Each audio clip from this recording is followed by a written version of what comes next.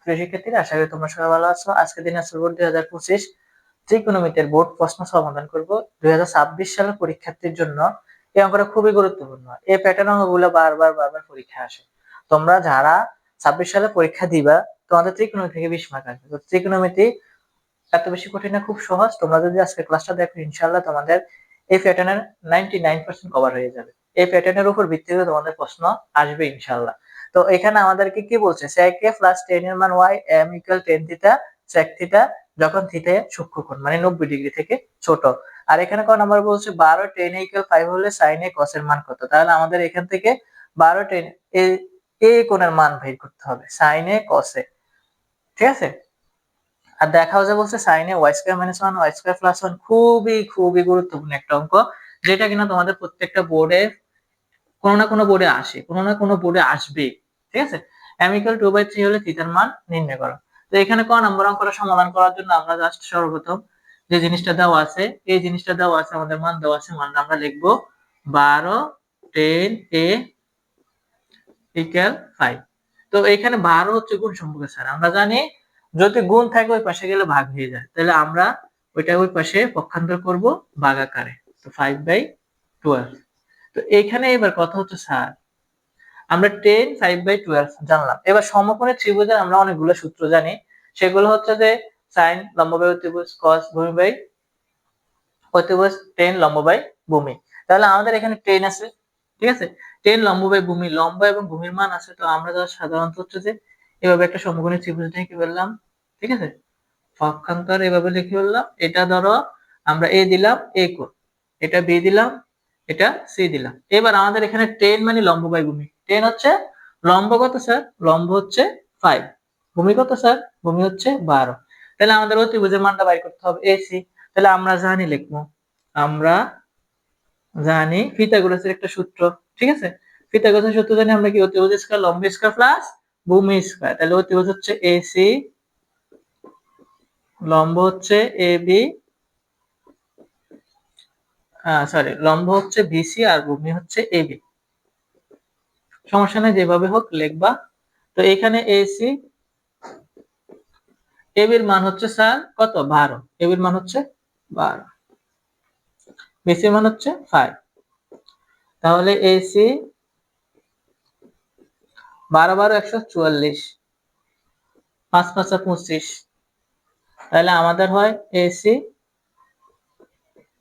তোমার 169। তাহলে আমরা ওই পাশে বর্গমূল করে নিব।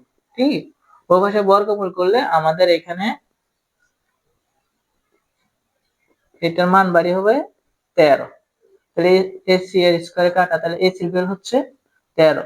13 13 169, মানে একই সংখ্যা দ্বারা যদি গুণ করি তাহলে আমরা বর্গমূল সংখ্যা পেয়ে যাই। 13 13 169, তাহলে বর্গমূলের মান হচ্ছে 13, বা স্কয়ার রুটে কাটা দিলে আমরা 13 বের করতে পারি।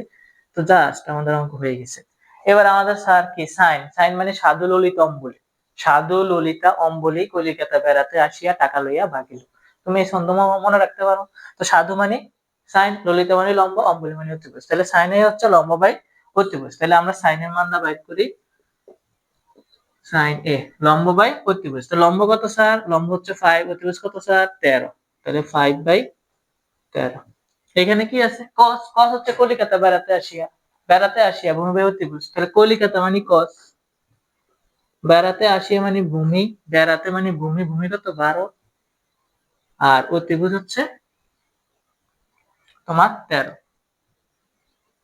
তো sin a cos এর মান নির্ণয় করতে বলছে। ঠিক আছে। তো আমরা এবার হচ্ছে sin a cos এর মান আমরা নির্ণয় করে ফেলছি। এটাই হচ্ছে আমাদের কাঙ্ক্ষিত অ্যান্সার। তো এবার খ নম্বর অঙ্কটা হবে sin a equal y square minus 1 y square plus 1 আমাদেরকে বাইর করতে হবে। কোথায় থেকে? উদ্দীপক থেকে। এবার আমাদের উদ্দীপক হচ্ছে স্যার দুইটা। এখানে এই sin a sec a plus tan a একটা উদ্দীপক, আর m এর আরেকটা উদ্দীপক। তাহলে এখানে দেখো, এটা তো আমাদের কোনো ধরার দরকার নেই। আমার এই স্টুডেন্ট যারা দুর্বল তারা ক্লাসগুলো দেখো, আমি একেবারে বেসিক থেকে কনসেপ্ট বুঝিয়ে তোমাদের অঙ্ক করাবো। যেখানে দেখো দুইটা উদ্দীপকের মধ্যে তুমি কোন উদ্দীপকটা কাজে লাগাবে? এখানে m equal tan theta sec theta, এটা কোনো প্রশ্নই আসেনি, এটা এখানে আমরা ইউজ করব না। এখানে sin a আসেনি, তাইলে আমরা এই যে sec a plus tan a যেটা আছে এইটাকে কাজ করব। এটাকে কাজ করে আমরা অঙ্কটা সলভ করার চেষ্টা করব। তো খ নাম্বার অঙ্কটা দেখ, খুব সহজ, কঠিন না। এই অঙ্কগুলো বারবার পরীক্ষায় আসে, বারবার। সবসময় এগুলো ঘুরে ফিরে এই অঙ্কগুলো দেয়। তো তোমরা সাধারণত নিয়মগুলো যদি একটু মনে রাখতে পারো আর একটু প্র্যাকটিস করো তাহলে ইনশাল্লাহ তোমরা পারবে। তো এখানে কি দেওয়া আছে? দেওয়া আছে তোমার sec a plus 10 sec a plus 10a সমান হচ্ছে y। তাহলে আমরা sec এর অনুপাত জানি না, sec এর অনুপাত হচ্ছে 1/cos। তোমরা এভাবে মুখস্থ রাখবা, sin cosec cos sec cot tan। sin cosec cos sec cot tan যদি তুমি এভাবে মুখস্থ রাখো তাহলে হচ্ছে sin cosec এর সাথে সম্পর্ক, cos sec এর সাথে সম্পর্ক, tan cot এর সাথে সম্পর্ক। তাহলে sec কার সাথে সম্পর্ক? cos এর সাথে। তাহলে sec হচ্ছে 1/cos, sec হচ্ছে 1/cos। তাহলে এই যে 1/cos আমরা লিখে ফেললাম। আর 10 হচ্ছে sir sin theta sin a by cos। 10 হচ্ছে sin a বাই cos, আমরা এটা প্রয়োগ করব sin a বাই cos। অনুপাত এর সূত্রগুলো মনে রাখতে হবে। এবার স্যার এখানে cos কয়টা আছে? cos এখানে দুইটা আছে। ক্লিয়ার? তো cos দুইটা আছে, cos এর সাথে cos কাটা 1 প্লাস cos এর সাথে cos কাটা sin a equal y।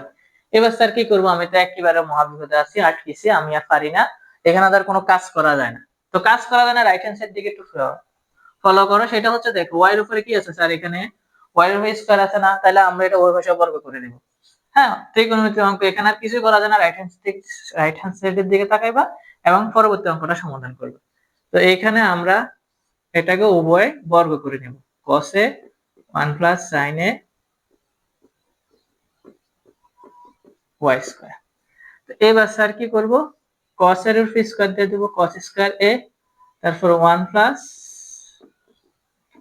sin a whole square সমান সমান হচ্ছে y স্কয়ার। এবার আমাদের কাজ হচ্ছে cos স্কয়ার এর ভাঙাবো। cos স্কয়ার মানে হচ্ছে 1 minus sin square. sin square plus cos square সূত্র জানি না আমরা? sin square plus cos square equal 1 হলে cos স্কয়ার সূত্র হচ্ছে 1 minus sin square a, 1 plus sin a whole square equal হচ্ছে y স্কয়ার। এবার আমাদের কাজ হচ্ছে স্যার কি? এই 1 মাইনাস sin স্কয়ার বা কিসের সূত্র? a square minus b square সূত্র আমরা জানি কি? a plus b into a minus b। a square minus b square সূত্র হচ্ছে a plus b into a minus b। খুবই ইম্পর্টেন্ট এই সূত্রটা, সব সময় কোনো না কোনো অঙ্কের মধ্যখানে লাগে। তো আমরা এখানে এই সূত্রটা প্রয়োগ করে দিব। তো 1 প্লাস sin a আবার হচ্ছে 1 মাইনাস sin a, ঠিক আছে? আর উপর 1 প্লাস sin a দুইটা ইকুয়াল y স্কয়ার। তাহলে 1 প্লাস sin উপরে দুইটা নিচে একটা লঘিষ্ঠকরণ করলে উপরে থাকে কয়টা স্যার? আর একটা থাকে, লঘিষ্ঠকরণ করলে নিচে থাকে 1 মাইনাস sin y স্কয়ার। এবার আমাদের স্যার কি করতে হবে? যোজন বিয়োজন করতে হবে। কেন স্যার? এই যে দেখো এখানে বিয়োজন, এখানে যোজন। আমরা যোজন বিয়োজন করে অঙ্কটা করব sin এর মান বের করার জন্য। তো আমরা যোজন বিয়োজন করে ফেলি। এখানে যোজন মানে যোগ, বিয়োজন মানে বিয়োগ। তো স্যার উপরে করে ফেলে যে তোমাদের সুবিধা হবে।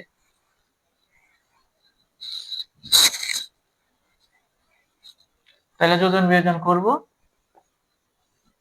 1 প্লাস sin a আবার প্লাস 1 মাইনাস sin a, নিচে 1 প্লাস sin a, বিয়োজন মানে বিয়োগ, মাইনাস মাইনাসে প্লাস 1 প্লাস sin a।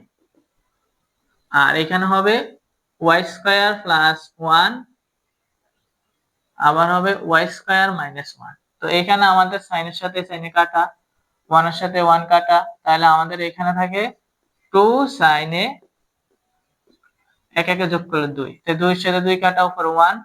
তো y square plus 1 y square minus 1। এবার আমাদের স্যার কি করতে হবে? আমাদের এখানে সংখ্যাটা একটু উল্টিয়ে দিব, বেষ্টনা করে নেবে। sin a উপরে উঠাই দেব, 1 নিচে চলে আসবে। তাহলে এখানে থাকে y square minus 1 y square plus 1। তাহলে দেখো রাইট হ্যান্ড সাইড কি হয়েছে না? এই যে হয়েছে। খুব সহজ একটা অঙ্ক। এই অঙ্কটা করার জন্য কি করতে হবে? sec এর ভাঙাতে হবে, 1/cos এ কনভার্ট করতে হবে, tan এর কনভার্ট করতে হবে, sin/cos এ কনভার্ট করার পর লসাগু করতে হবে, লসাগু করলে cos এ আসবে এবং মান আসবে 1 প্লাস sin a। তারপর বর্গ করতে হবে, বর্গ করলে আসবে 1 plus sin a whole square by cos square. উপরে ওই পাশে থাকবে y স্কয়ার। এর পরবর্তীতে এটাকে আমরা কি করব? cos স্কয়ারে ভাঙাবো, 1 minus sin square. 1 minus sin square আমরা জানি কি? a plus b into a minus b, 1 plus sin 1 plus cos a 1 minus cos a। এরপর 1 প্লাস cos এর সাথে 1 minus plus 1 plus sin a one minus সাইনে। এবার ওয়ান প্লাস সাইনের সাথে উপরের ওয়ান প্লাস সাইনে লঘিষ্ঠকরণ করবো, তাহলে ওয়ান প্লাস সাইনে নিচে থাকবে ওয়ান মাইনাস সাইনে। এবার যোজন বিয়োজন করবো, ওয়ান প্লাস সাইনে প্লাস ওয়ান মাইনাস সাইনে, আবার ওয়ান প্লাস সাইনে minus one minus one minus minus plus one plus সাইনে। এবার হচ্ছে যে Y square plus one division Y square minus one. এবার উপরে আমাদের সাইনের সাথে সাইন কাটা যাবে, এক একে যোগ করলে হবে 2, আবার নিচে এক একে কাটা যাবে, সাইনে সাইনে যোগ করলে হবে 2, তাহলে 1 বাই সাইন হে থাকবে, মানে 2 2 কাটা দিলে 1 বাই সাইন এ থাকবে, আর ওইদিকে থাকবে Y square plus 1 Y square minus 1। তাহলে আমাদের সাইন এর মান বাই করতে বলছে Y square minus 1 by Y square plus 1। তাহলে আমরা এটাকে ব্যস্তনাকরণ করে দিলে হচ্ছে যে সাইন এ থাকবে sine A equal Y square minus 1 by Y square plus 1। তাহলে আমাদের অঙ্কটা এখানে শেষ। আমি কিন্তু মুখে সমাধান করে ফেলছি, বোর্ডে তো তোমাদেরকে প্রথমে করে দিয়েছি, এখন মুখে বলছি। এবার গ m ইকুয়াল 2/3 হলে থিটার মান নির্ণয় করো। তাহলে আমরা এবার এই অঙ্কটা করব। m এর মান হচ্ছে tan থিটা sec থিটা, 2/3 হলে থিটার মান নির্ণয় করা। খুব সহজ, কঠিনের কোনো কিছু না। গ নাম্বার দেওয়া আছে, এটা গিভেন দ্যাট লিখবো m equal tan theta sec theta. তাহলে স্যার m এর মান কত? m এর মান হচ্ছে tan থিটা sec থিটা আর হচ্ছে 2/3। তাহলে tan থিটাকে ভাঙিয়ে লিখলে হয় sin theta by cos theta, আর sec থিটাকে ভাঙিয়ে লিখলে হয় 1 বাই cos থিটা ইকুয়াল 2/3। এবার আমাদের এখানে cos এ cos এ গুণ দিলে হয় স্যার cos স্কয়ার থিটা আর হচ্ছে sin থিটা ইকুয়াল 2/3। এবার আমরা এখানে আর আর গুণ করব, ঠিক আছে। 2 cos স্কয়ার থিটা ইকুয়াল হচ্ছে 3 sin থিটা। এবার আমরা 2 cos স্কয়ার থিটাকে ভাঙিয়ে লিখবো 1 মাইনাস sin স্কয়ার থিটা, এটা পাশে আনলে মাইনাস 3 sin থিটা ইকুয়াল হচ্ছে 0। তাহলে এখানে আমরা গুণ করলে 2 একে 2 minus 2 sin square theta minus 3 sin theta equal 0। এবার আমরা এখান থেকে মাইনাস 1 কমন করে নিব, বা এটাকে আমরা সাজিয়ে লিখি minus 2 sin square theta minus 3 sin theta plus 2 equal 0। এবার মাইনাস 1 দ্বারা কমন করলে হয় 2 sin square theta plus minus minus plus 3 sin theta plus হচ্ছে প্লাস মাইনাসে মাইনাস 2। তাহলে আমাদের এখানে থাকবে 0। তাহলে আমরা যদি এবার এই পাশের সংখ্যা আর ওই পাশের সংখ্যা যদি গুণ করি, তাহলে 2 দুগুণে হয় 4, তাহলে 4 একে 4, 4 থেকে 1 গেলে থাকে আর 3। তাহলে আমাদের মিডল টার্ম করার জন্য মধ্যখানে 3 আমরা মিলিয়ে ফেলছি। তো আমরা এখানে এবার উৎপাদক করব। তাহলে আমাদের অঙ্কটা শেষ। ঘ নম্বর অঙ্ক 4 মার্ক, এত সহজ আল্লাহ। তাহলে এখানে আমরা 2 sin স্কয়ার থিটা তোমার হচ্ছে plus 4 sin theta minus sin theta, তারপর হচ্ছে মাইনাস 2। এই মিডল টার্ম করেছে, সাইড থেকে একটা গেলে সাইডটা থেকে একটা গেলে আর কটা থাকে? 3টা। সব ঠিক আছে। দেখো 2 sin square theta 2 sin square theta, এখানে 3 sin থিটা, এই সাইডটা থেকে একটা গেলে আর থাকে 3টা sin থিটা, মাইনাস এর মাইনাস 2 এর 2। এবার আমরা কমন করে নেব মিডল টার্ম করার জন্য। 2 sin থিটা কমন নিলে স্যার আর থাকে এখানে sin থিটা প্লাস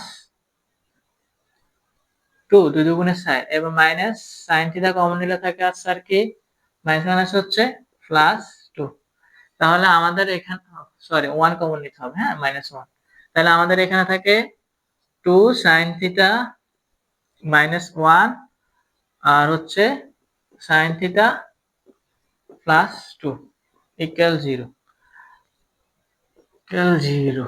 তো এবার আমাদের কাজ হচ্ছে স্যার কি, এখান থেকে আমরা থিটার ভ্যালু বের করব। থিটার ভ্যালু কিভাবে বের করব? থিটার ভ্যালু বের করার জন্য আমরা অতএব দিলাম 2 sin theta minus 1 equal 0, 2 sin theta equal হচ্ছে 1, তো sin থিটা হাফ, তো থিটা মানে sin থিটা আর কি sin 30 ডিগ্রি। sin কত ডিগ্রি? 30 ডিগ্রি। তো থিটার ভ্যালু হচ্ছে স্যার কত ডিগ্রি? 30 ডিগ্রি। এবং sin থিটা প্লাস 2 0, তো sin থিটা ইকুয়াল -2 যা গ্রহণযোগ্য নয়, মাইনাসের ভ্যালু নাই, ঠিক আছে, এটা অসম্ভব, গ্রহণযোগ্য নয়। তাহলে আমাদের মোটামুটি দিনাজপুর বোর্ড 2025 অঙ্কটা খুব ক্লিয়ার ভাবে বুঝতে পেরেছি আশা করি প্রিয় শিক্ষার্থীরা। তো তোমাদের কাছে যদি ক্লাসটা ভালো লাগে তাহলে লাইক করবে, কমেন্ট করবে এবং তোমাদের ফ্রেন্ডদের সাথে আমার চ্যানেলটা নাম অনুসরণ করবে। কি করি, ভালো লাগে না।